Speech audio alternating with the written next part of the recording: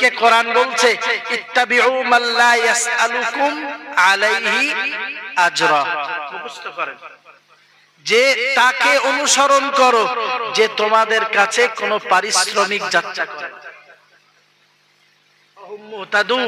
আর যারা পারিশ্রমিক যাত্রা করে না ওহুম মুহতাদুন, ওরা হেদায়েতের উপরে প্রতিষ্ঠিত। কেউ মনে করতে পারেন এর শুধু কাজ হলো কাটি দেওয়া। আমরা দেখি তো মানুষ আমাদেরকে বলে, তো কাটি আমরা দেইনি। দাদা হুজুর কেবলা আল্লাহ মাফ করুন, মানুষের কথার নকল করছি। দাদা হুজুর কেবলা লিখে রেখে গেছেন সেটাই পড়লাম। কাটির কথা যদি বলতে হয় কাকে বলতে হবে? কথা বলে ফুরফুরায় যে বলে আসতে হবে। আমি সেই কথাটাই পড়ছি, পরের কথা বলছি।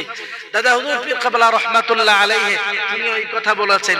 এরপরে যদি কাটির কথা বলতে হয় আল্লাহ মাফ করুন, মানুষের কথার নকল করছি। কোরআন বলেছে, কোরআন মা আসআলুকুম আলাইহি আজরা ইন আজরিয়া ইল্লা আলা রাব্বিল আলামিন। সুবহানাল্লাহ বলেন। আল্লাহ পাকের নবীদের কথা বলতে যে আল্লাহ পাক রব্বুল আলামিনের কোরআন জানিয়েছে, আল্লাহ পাক রব্বুল আলামিনের কোরআন জানিয়েছে মা আসআলুকুম আলাইহি আজরা, আমি তোমাদের কাছে দ্বীনের বাণীকে প্রচার করছি, ঈমানের বাণীকে প্রচার করছি, ইসলামের বাণীকে প্রচার করছি। মা আসআলুকুম আলাইহি আজরা, তোমাদের কাছে কোনো পারিশ্রমিক চাই না, টাকা পয়সা চাই না, কোনো সম্পদ তোমাদের কাছে চাই না। ইন আজরিয়া ইল্লা আলা রাব্বিল আলামিন। ও দুনিয়ার মানুষ তোমরা মনে রেখে দাও, আল্লাহ পাক রব্বুল আলামিন নবী করে পাঠিয়েছেন। ইহুদ বলি, ইউনুস বলি, ইউসুফ বলি, মুসা বলি, ঈসা, ইব্রাহিম, নূহ, আদম আলাইহিমুস সালাতু ওয়াস সালাম, বিভিন্ন নবীদের কথা বলতে যে বিভিন্ন জায়গাতে যেখানে প্রয়োজন পড়েছে আল্লাহ পাক রব্বুল আলামিন ওই কথাকে উল্লেখ করেছেন। নবীরা জানিয়েছেন, আল্লাহ পাক নবীকে বলতে বলেছেন যারা ঈমানের বাণীকে মানতে চায় না, একত্ববাদকে মানতে চায় না, যারা কোরআনের বিরোধিতা করতে চায়, ও নবী আপনার জন্য জানিয়ে দিলাম আপনি ওই মানুষদিগকে বলে দিন কুল মা আসআলুকুম আলাইহি আজরা ইন আজরিয়া ইল্লা আলা রাব্বিল আলামিন। তোমরা ঈমানের কলেমা পড়লে তোমরা আমাকে পয়সা দেবে, আমি তোমাদের কাছে পয়সা চাইছি এটা তোমরা ভেবো না। ঈমান কবুল করতে পারো এটা আল্লাহ পাক তোমাদের জন্য উন্মুক্ত করেছেন। তোমরা যদি দ্বীনের পথে ফিরে আসো এর জন্য আমাকে কোনো পারিশ্রমিক দেওয়া লাগবে না। আল্লাহর বান্দা বান্দি মনে রেখে দেওয়া দরকার, আসআলুকুম আলাইহি আজরা, আমি তোমাদের কাছে কোনো পারিশ্রমিক চাই না। ইন আজরিয়া ইল্লা আলা রাব্বিল আলামিন, আমার পারিশ্রমিক রব্বে কারীম আমার জন্য তিনি ব্যবস্থা করে দেবেন। একটু জোরে সুরে বলুন সুবহানাল্লাহ।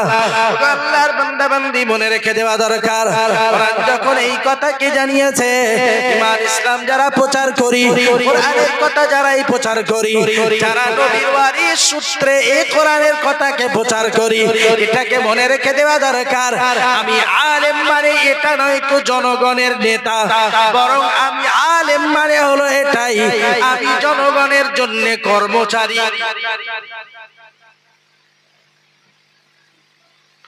আল্লাহ পাকের নবীগণ চলে গেছেন, বলেছেন আমার পরে নবী আসবেন না।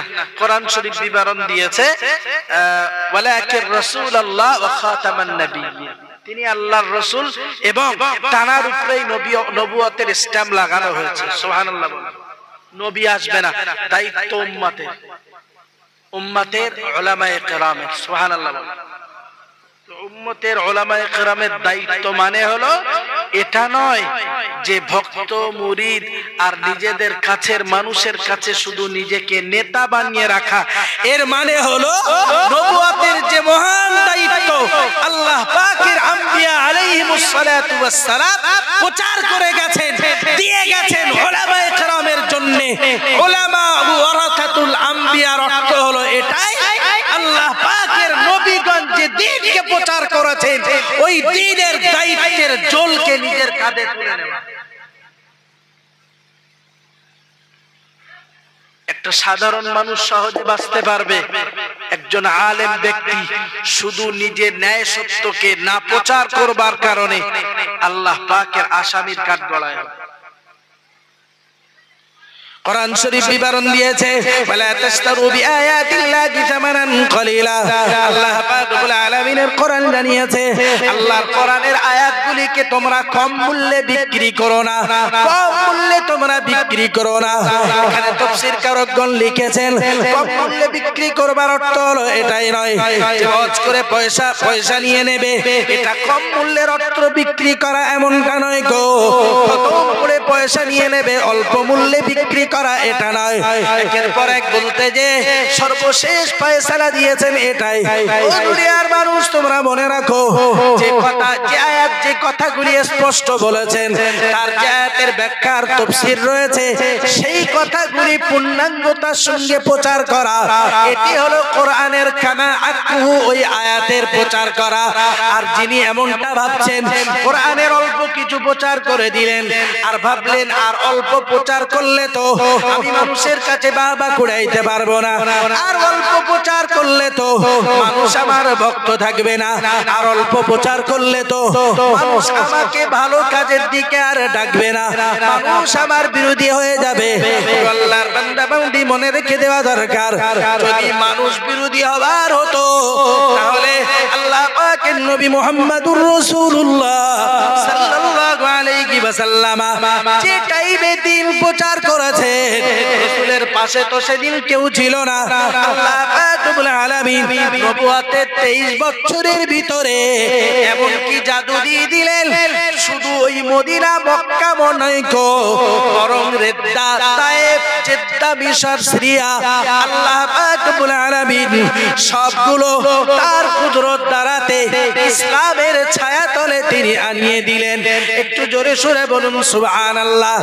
ভয় আর ভাগ ভীত হয়ে, ভীত সন্ত্রস্ত হয়ে ইমানের বাণী প্রচার করবার কোনো জায়গা নাই, বরং ইমানের বাণী, কোরআনের বাণী যদি প্রচার করতে হয় গোটা পৃথিবীর কেউ আমার পাশে দাঁড়ালো কি দাঁড়ালো না এটা আপন জায়গায় আমি যখন স্বীকার করে নিয়েছি আমি নবীর ওয়ারিস ন্যূনতম যত নগণ্যই হই, আমি যখন স্বীকার করে নিয়েছি আমি কোরআনের একজন পাঠক, কোরআন প্রচার করি, আমি যখন স্বীকার করে নিয়েছি মুহাম্মাদুর রাসূলুল্লাহ সাল্লাল্লাহু আলাইহি ওয়াসাল্লাম একজন উম্মত এবং আমি হলাম প্রচারক, তাহলে আমার জন্য উচিত কর্তব্য হলো এটাই।